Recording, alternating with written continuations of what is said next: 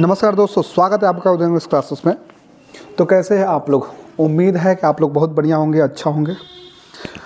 हम लोग नाउन पढ़ रहे हैं और इसी को आगे जारी रखेंगे और अब देख लेंगे कि क्या क्या महत्वपूर्ण रूल्स होते हैं जो परीक्षाओं में अक्सर पूछे जाते हैं। टू द पॉइंट बिल्कुल आपको मैं बता देता हूं, समझा देता हूं, जो सभी परीक्षाओं के लिए बेनिफिशियल होगा, खास करके यूपीएससी के लिए। वैसे सभी एसएससी में जो इंग्लिश पूछता है सभी परीक्षाओं के लिए बेनिफिशियल होता है, लाभदायी होता है। तो आप ये मत समझिएगा कि एसएससी का अगर परीक्षा नहीं दे रहे हैं, किसी और कॉम्पिटिटिव एग्जाम की तैयारी कर रहे हैं, तो उसमें इंग्लिश नहीं पूछेगा।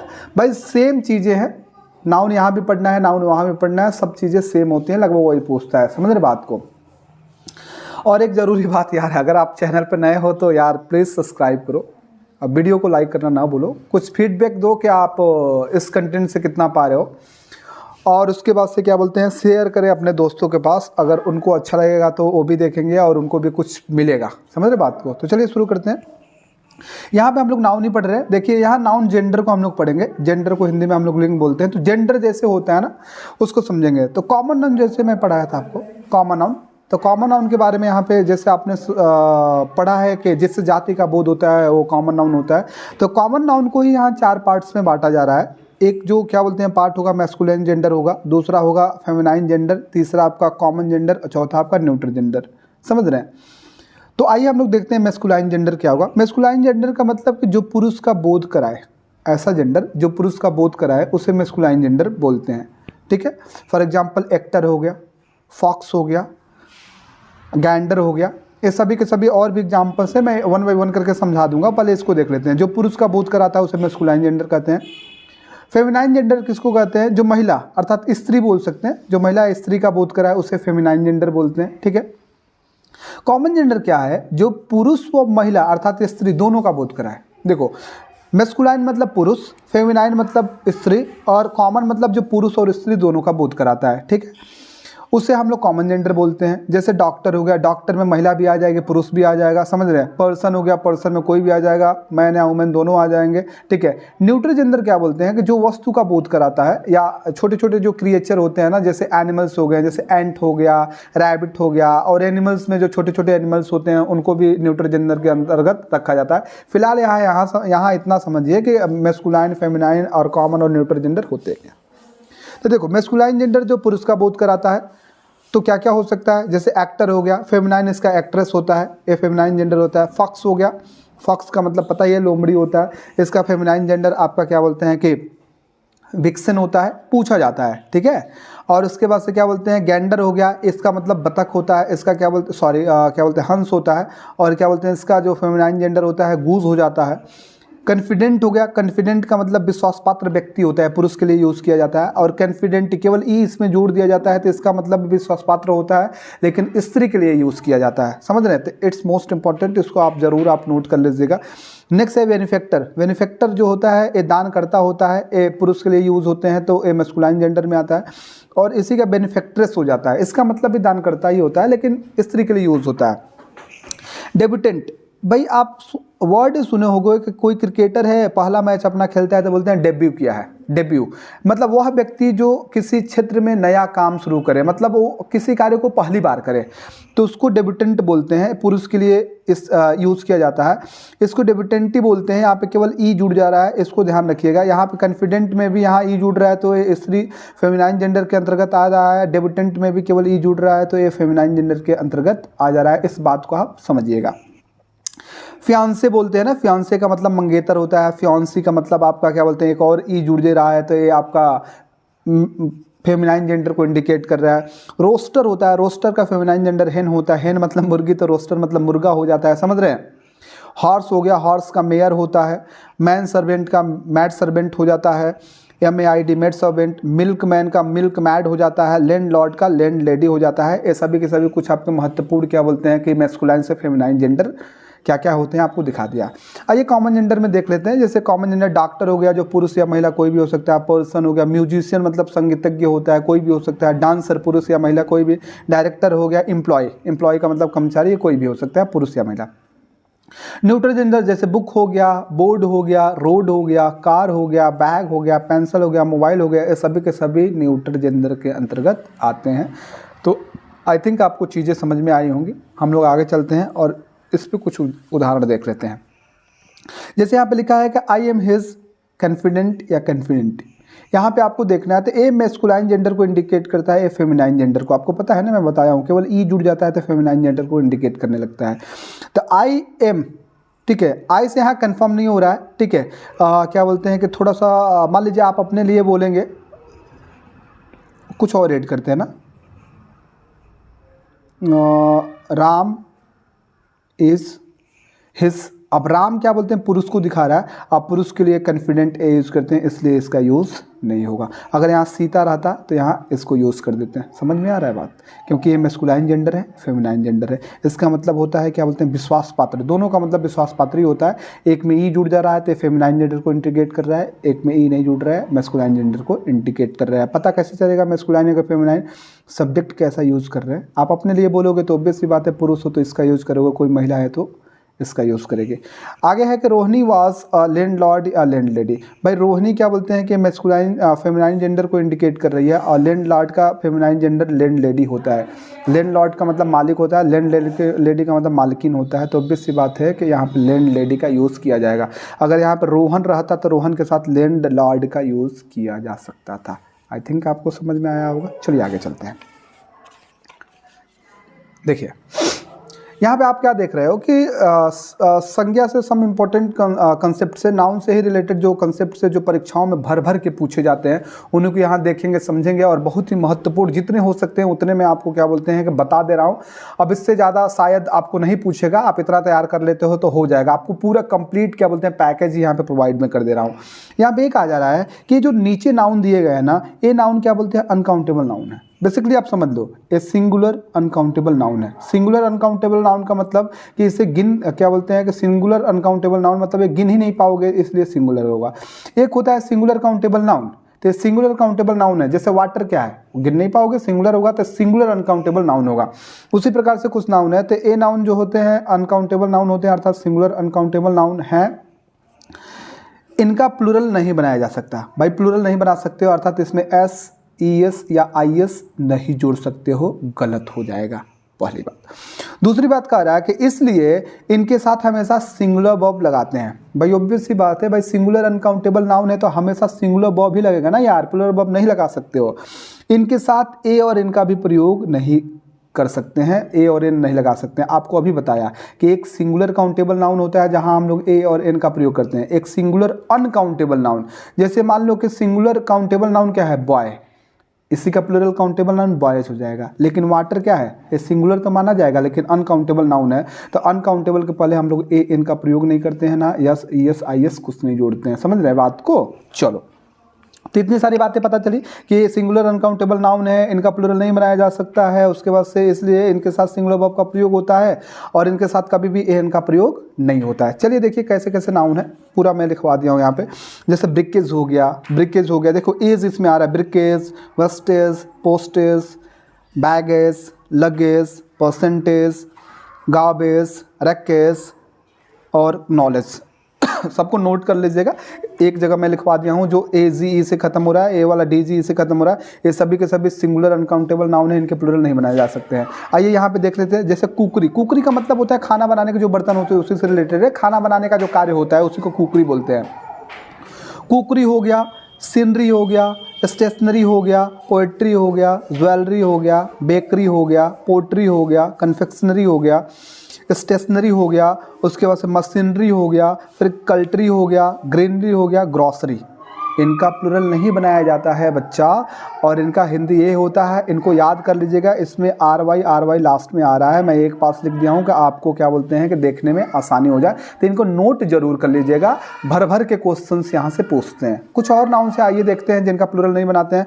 जैसे एडवाइस हो गया, कोई बोलते हैं ना please give me A advice या एन एडवाइस, भाई ये अनकाउंटेबल नाउन है, इसके पहले ए एन लगा ही नहीं सकते हैं यार। एडवाइस हो गया, फर्नीचर हो गया, फर्नीचर्स खास करके पूछता है क्या बोलते हैं कि एग्ज़ाम में फर्नीचर्स करके देता है। भाई ये जब सिंगुलर अनकाउंटेबल नाउन है तो प्लूरल कैसे बनाओगे यार।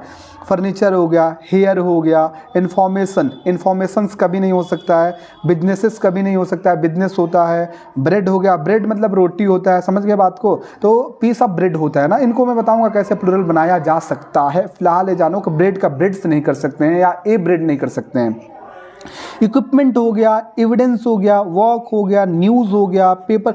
न्यूज़ में कई लोग सोचते हैं एस लगाया था प्लूरल है ना बाबू ना, सिंगुलर अनकाउंटेबल नाउन है। पेपर हो गया, कॉस्ट हो गया, उसके बाद से आपका क्या बोलते हैं ट्रैफिक हो गया, फिर वर्ड हो गया। ये सभी के सभी आपके सिंगुलर अनकाउंटेबल नाउन है। ना तो इसमें यस और यस जोड़ के प्लूरल बना सकते हैं, ना तो ए या एन आगे लगा के सिंगुलर। कुछ और है, आइए देखते हैं। जैसे देखिए डस्ट, डस्ट को नहीं बनाया जा सकता है प्लूरल या सिंगुलर, क्या बोलते हैं, ये नहीं लगाया जा सकता है। ब्यूटी हो गया, इलेक्ट्रिसिटी हो गया, फिल्थ हो गया, म्यूज़िक हो गया, डर्ट हो गया। डर्ट नाउन है, डर्टी आपका एडजेक्टिव हो जाएगा, ठीक है। फ्यूल हो गया, ग्रैटिट्यूड हो गया और बिहेवियर हो गया। बिहेवियर मतलब बर्ताव। भाई बर्ताव आप देखते थोड़ी हो, समझ रहे हो बात को।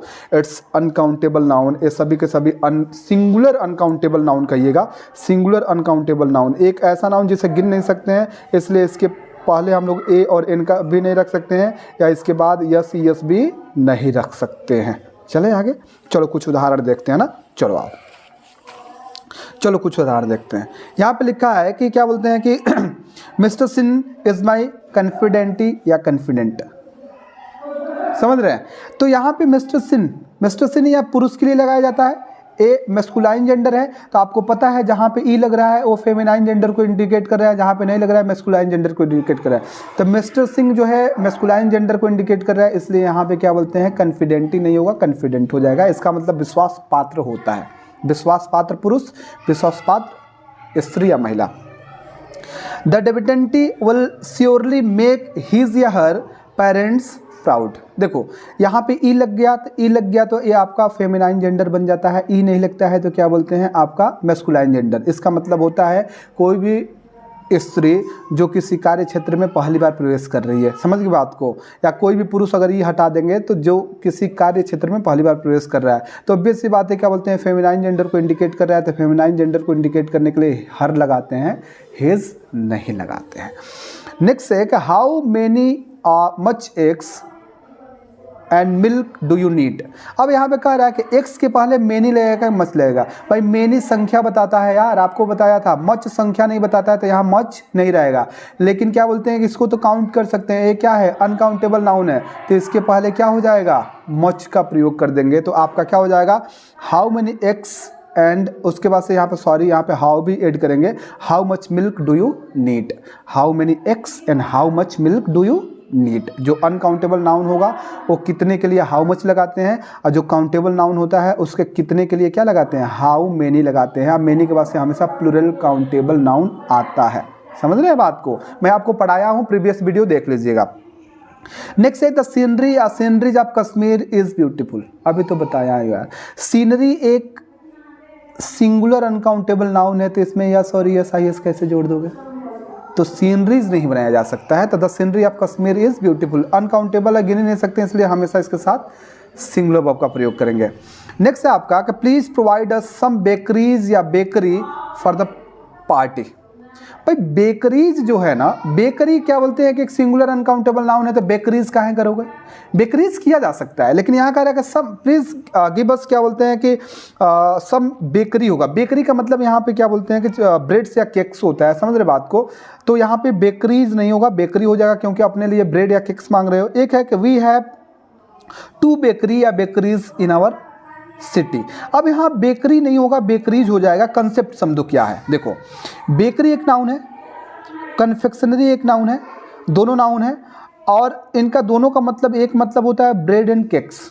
मतलब ब्रेड एंड केक्स मतलब जो खाने की चीज़ें होती हैं। तो ब्रेड एंड केक्स जब अर्थ होता है तो ये सिंगुलर अनकाउंटेबल नाउन होती हैं, इसलिए इनके साथ सिंगुलर वर्ब का प्रयोग किया जाता है। इनके साथ ना तो ए और एन का प्रयोग कर सकते हैं, और ना ही एस और ईएस क्या बोलते हैं जोड़ सकते हैं, पहली बात। दूसरी बात कि अगर बेकरी या कन्फेक्शनरी का मतलब या अर्थ दुकान, जहाँ पे केक्स बिकते हैं, अगर दुकान के सेंस में यूज हो रहा है, बोलते हैं ना वहाँ एक बेकरी है दुकान को जहाँ केक और क्या बोलते हैं ब्रेड बिकते हैं, ठीक है, तो वहाँ पे वो सिंगुलर नाउन भी बनता है और प्लूरल नाउन भी बनता है।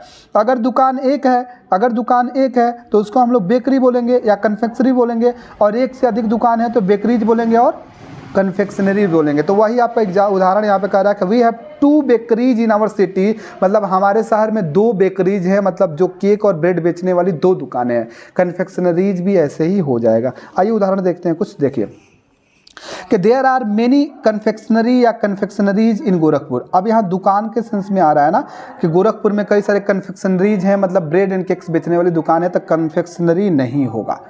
जब दुकान का सेंस आए तो सिंगुलर प्लूरल दोनों बना सकते हैं, और मेनी के बाद से हमेशा प्लूरल काउंटेबल नाउन आता है।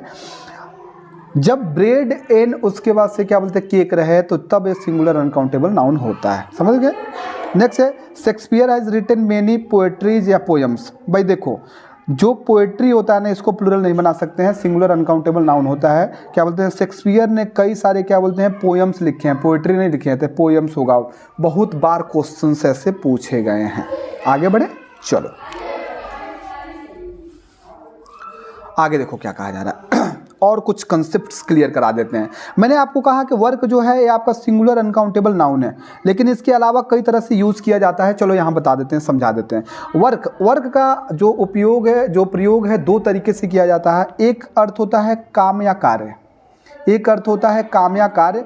जब काम या कार्य अर्थ होता है तो हम लोग क्या बोलते हैं कि इसे सिंगुलर अनकाउंटेबल नाउन मानते हैं, इसलिए इनके साथ सिंगुलर वर्ब का प्रयोग करते हैं। एकदम ध्यान लगा के देखो, समझो, जानो। जब क्या बोलते हैं कि इसका अर्थ, वर्क का अर्थ आपका काम होता है या कार्य होता है, तो ये सिंगुलर अनकाउंटेबल नाउन माने जाते हैं, इसलिए इनके साथ सिंगुलर वर्ब का प्रयोग होता है। अब सिंगुलर वर्ब का प्रयोग होता है तब प्लूरल नहीं बना सकते हो यार, इसको यस और यस नहीं जोड़ सकते हो, गलत हो जाएगा। और ना ही इसमें ए एन जोड़ सकते हो, ये भी गलत हो जाएगा। कब? जब वर्क का अर्थ क्या हो, कार्य हो। तो आप वर्क्स नहीं बना सकते हो, ए वर्क भी नहीं लिख सकते हो। आई हैव डन वर्क, अगर आप लिख रहे हैं ना कि मैंने कार्य किया है, तो I have done, A work नहीं लिख सकते हैं, क्योंकि यहाँ पे वर्क का अर्थ कार्य से आ रहा है, तो क्या हो जाएगा, आई हैव डन वर्क। बहुत बार होता है ना ए होमवर्क, वर्क क्या है, कार्य है ना, तो ए होमवर्क नहीं हो सकता है, होमवर्क होगा। ठीक है, आगे बढ़े। देखो वर्क का एक और अर्थ होता है रचना या कृति, जो साहित्य से जुड़ा हुआ है। साहित्य में रचनाएं होती हैं, कृतियां होती हैं, बात समझ में आ रहा है। जब साहित्य में रचनाएं कृतियां होती हैं, जो लेखक लिखते हैं ना, जो राइटर वगैरह होते हैं, तो वो सिंगुलर भी होता है, प्लूरल भी होता है। जब अर्थ रचना या कृति हो जाएगी तो अर्थ वो सिंगुलर, मतलब वर्क भी हो जाएगा और वर्क्स भी हो जाएगा। ठीक है, वर्क होगा तो इसका अर्थ होगा रचना या कृति, वर्क्स होगा तो इसकी क्या बोलते हैं कि क्या हो जाएगा, रचना या कृतियाँ, दोनों सही है। चलो कुछ एग्जांपल्स देख लेते हैं। जैसे I have many works to do, मेरे पास बहुत काम है करने के लिए। अबे यार, जब कार्य के अर्थ में आएगा तो हम लोग वर्क लिखेंगे ना, वर्क्स नहीं लिखेंगे ना। बात समझ में आ रहा है, क्योंकि इसके बाद से क्या बोलते हैं कि सिंगुलर काउंटेबल, क्या बोलते हैं कि ये सिंगुलर अनकाउंटेबल नाउन है। समझ रहे हो बात को। देखो यहाँ मेनी का मतलब कई के सेंस में आ रहा है। ठीक है, मेनी का जो मतलब है क्या बोलते हैं, कई के सेंस में आ रहा है। तो देखो यहाँ पे ध्यान रखो कि मैंने आपको बताया है कि मेनी के बाद से हमेशा प्लूरल काउंटेबल नाउन यूज होता है। भाई ये तो सिंगुलर अनकाउंटेबल नाउन है यार, तो क्या मेनी का यूज कर देंगे? नहीं, मेनी का भी यूज नहीं करेंगे। यहाँ पे क्या लिख देंगे, much work. I have much work to do, क्योंकि वर्क एक सिंगुलर अनकाउंटेबल नाउन है। मेनी का वहीं प्रयोग करना है जहाँ पे काउंटेबल नाउन आएगा, प्लूरल होगा। Many boys, many books, many cities, समझ रहे बात को। मेनी बॉय कभी नहीं कर सकते हो, ये तो सीधे सीधे सिंगुलर अनकाउंटेबल नाउन है, तो मेनी का प्रयोग नहीं कर सकते हैं, मच का प्रयोग होगा। ठीक है, एक दूसरे तरीके से कर सकते हैं, मैं आगे बताऊंगा आपको। नेक्स्ट आपका रोहन रेड मेनी वर्क या वर्क्स ऑफ कालिदास। अब कालिदास एक राइटर है, तो कई सारे क्या बोलते हैं रचनाएं लिखे हैं। ठीक है, तो यहाँ पे मेनी का यूज़ किया जा सकता है, यहाँ पे वर्क नहीं होगा, यहाँ कार्य नहीं है, यहाँ रचनाओं की बात की जा रही है। और जब रचना अर्थ आता है कृति, ये जो क्या बोलते हैं कि पोएट है, कवि हैं, तो इनकी रचनाओं की बात किया जा रहा है। तो रोहन रेड मेनी वर्क्स, क्योंकि मेनी के बाद से प्लूरल काउंटेबल नाउन आना चाहिए। Rohan red many works of Kalidas. ठीक है, चलो आगे चलते हैं। अब जैसे कि कॉस्ट समझते हो, कॉस्ट मैंने लिखवाया है कि कॉस्ट का अर्थ अगर लागत या कीमत होता है, बोलते हैं ना कि इसका कॉस्ट कितना है, उसका कॉस्ट कितना है। तो अगर इसका अर्थ क्या बोलते हैं लागत या कीमत है ना, तो हमेशा या सिंगुलर अनकाउंटेबल नाउन होता है। कोई मोबाइल खरीदा है तो बोलते हैं यार इसका कॉस्ट कितना है। कोई अगर कोई क्या बोलते हैं कपड़ा खरीदता है तो आप बोलते हैं इसका कॉस्ट कितना है यार, तो कीमत या लागत। तो उस सेंस में वो नाउन होता है। और कैसा नाउन होता है? Singular uncountable noun. अब सिंगुलर अनकाउंटेबल नाउन होगा तो ए एन जोड़ोगे? नहीं जोड़ पाओगे यार। यस और यस जोड़ सकते हो? नहीं जोड़ सकते हो यार।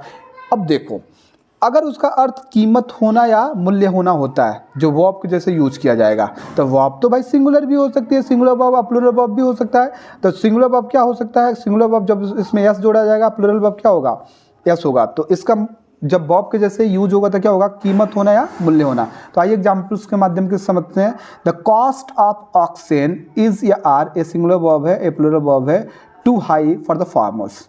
अब कॉस्ट ऑफ ऑक्सेन, किसका कॉस्ट? ऑक्सेन का, मतलब बैलों का। बैलों की जो कीमत है, तो एक बात बताओ, जब क्या बोलते हैं कि इसको नाउन के जैसे यूज करते हैं तो कॉस्ट लिखते हैं कि कॉस्ट लिखते हैं कि कॉस्ट लिखते हैं? ये आपका कॉस्ट नहीं होगा, एस नहीं होगा, आपका कॉस्ट होगा। तो द कॉस्ट ऑफ ऑक्सेन, उसके बाद से जब ये अनकाउंटेबल नाउन है तो सिंगुलर वर्ब का यूज होगा ना। The cost of oxen is too high for the farmers. Next है द ऑक्स कॉस्ट या कॉस्ट 5000 रुपीज़। जो बैल है इसकी कीमत कितना है? 5000 रुपये है। ए प्रेजेंट इंडेफिनिट टेंस से क्रिया में एस और एस जोड़ते हैं तो यहाँ पे क्या बोलते हैं? एस लगेगा, क्योंकि वर्ब के जैसे यूज हो रहा है कि बैल की कीमत कितनी है? 5000 रुपये है। यहाँ पे वर्ब के जैसे यूज हो रहा है, यहाँ पे नाउन के जैसे यूज हो रहा है। दोनों अंतर को आपको समझना पड़ेगा। आगे चलो देखो, नेक्स्ट आपसे क्या बोलते हैं कि जैसे मैंने कहा कि पेपर एक सिंगुलर अनकाउंटेबल नाउन होता है, इसके साथ हमेशा सिंगुलर वर्ब का यूज किया जाता है, लेकिन कुछ कंडीशन है, उसमें हम लोग प्लुरल वर्ब के जैसे यूज करते हैं। देखो, पेपर का अर्थ अगर कागज होता है, समझ गए बात को, तो कागज के सेंस में सिंगुलर अनकाउंटेबल होता है हमेशा, समझ रहे? इसलिए इसके साथ ना तो ए एन का प्रयोग कर सकते हैं, नहीं तो इसे यस और यस या आई एस जोड़ के प्लुरल बना सकते हैं। बात समझे? अगर पेपर का अर्थ कागज होता है तो सिंगुलर अनकाउंटेबल नाउन होगा, इसमें ना तो ए एन जोड़ पाएंगे, ना तो सिंगुलर बनाएंगे, ना तो प्लुरल बनाएंगे। चलो, अगर कागज का अर्थ क्या बोलते हैं? दस्तावेज होता है, डॉक्यूमेंट होता है, तो ये आपका सिंगुलर नाउन भी बनता है और प्लुरल नाउन भी बनता है। समझ? अगर अगर पेपर का अर्थ कागज है तो सिंगुलर अनकाउंटेबल नाउन है। अगर पेपर का अर्थ दस्तावेज है तो सिंगुलर नाउन भी बन जाएगा और प्लुरल नाउन भी बन जाएगा, मतलब singular countable noun, plural countable noun. देखो, सिंगुलर होगा तो पेपर लिखोगे और प्लुरल होगा तो पेपर्स लिखोगे। चलो उदाहरण देखते हैं कि she has given me 3 paper to write the essay. Essay लिखने के लिए 3 पेपर दिया है, 3 कागज ना, तो कागज के सेंस में आएगा तो आप पेपर्स नहीं लिख सकते हो, पेपर लिखोगे। नेक्स्ट है कि वेयर इज या आर द प्रॉपर्टी पेपर या पेपर्स।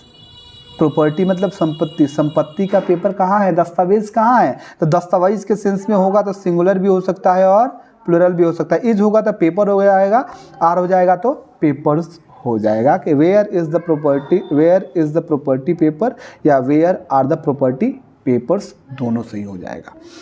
नेक्स्ट आपका है वर्क। वर्क का देखिए हम लोग यूज़ क्या बोलते हैं, कैसे करते हैं?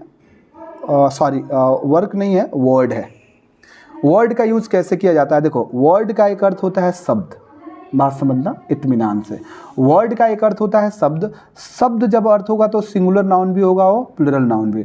जब सिंगुलर नाउन होगा तो वर्ड लिखेंगे, प्लुरल नाउन होगा तो वर्ड्स लिखेंगे। तब सिंगुलर हो गया तो ए का प्रयोग कर सकते हैं भाई, वर्ड के पहले ए का ही प्रयोग किया जाएगा। बात समझना, अगर अर्थ शब्द रहे तो सिंगुलर नाउन भी हो सकता है, प्लुरल नाउन भी। सिंगुलर नाउन होगा तो वर्ड लिखा जाएगा, प्लुरल नाउन होगा तो वर्ड्स लिखा जाएगा। देखो, एक और अर्थ होता है संदेश, ठीक है? संदेश अगर अर्थ होता है, बोलते हैं ना मेरा संदेश पहुंचा दीजिएगा, मैसेज। एक और अर्थ होता है वादा, प्रॉमिस।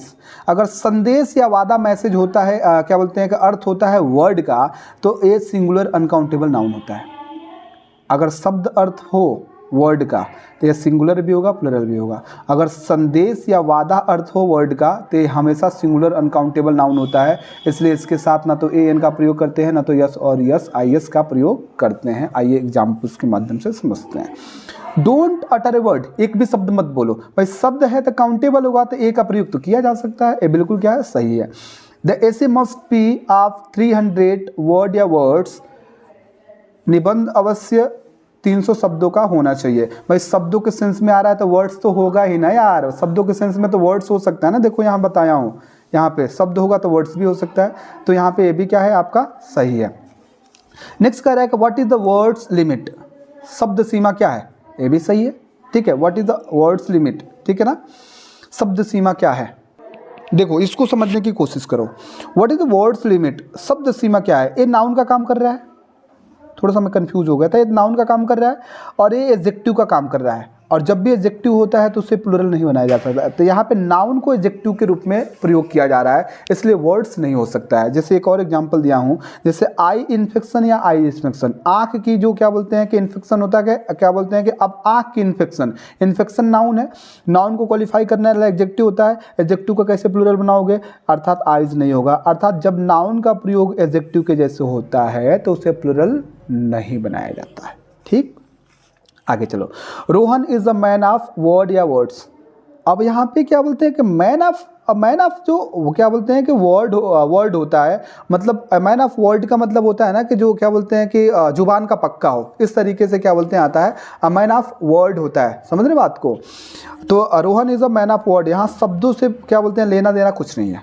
नेक्स्ट है कि दे सेंट मी वर्ड या वर्ड्स टू मीट हिम, अर्थात सेंट मी वर्ड, यहाँ संदेश का सेंस आएगा, उन्होंने मुझे संदेश भेजा उससे मिलने के लिए। समझ रहे बात को। तो यहाँ पे क्या बोलते हैं कि हम लोग वर्ड्स नहीं लिखेंगे, वर्ड लिखेंगे, क्योंकि जब संदेश होगा तो सिंगुलर अनकाउंटेबल नाउन होगा। नेक्स्ट आइए देख लेते हैं। यहाँ पे कह रहा है कि